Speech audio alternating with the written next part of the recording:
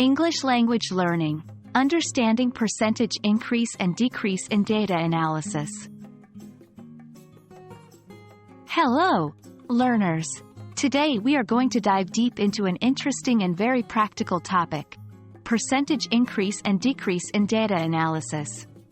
By understanding this, you'll not only be able to calculate these percentages but also apply this knowledge in real-world scenarios, like reading a financial report or conducting market research. So, let's get started. Percentages are a way of expressing a number as a fraction of 100. It's a concept you encounter daily, from sales at your favorite store to financial reports.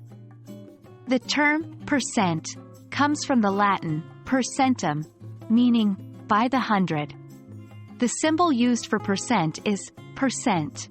If we talk about a percentage increase or decrease, it signifies how much a particular quantity has grown or reduced, expressed as a percent of the original quantity. The formula is simple.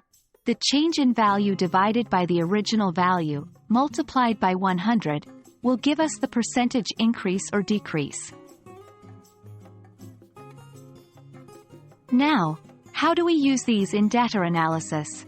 Let's say you are analyzing the performance of a company.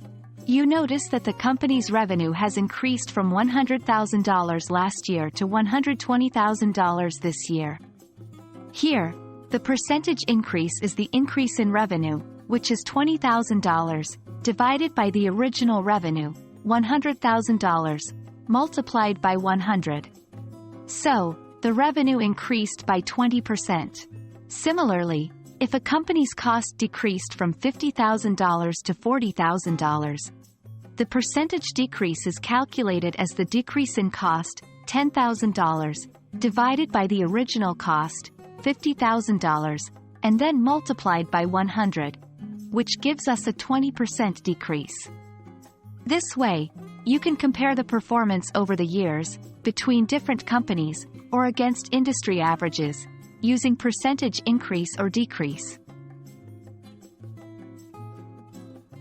Not only can you use percentages to understand past performance, but they can also be helpful in predicting future scenarios or trends.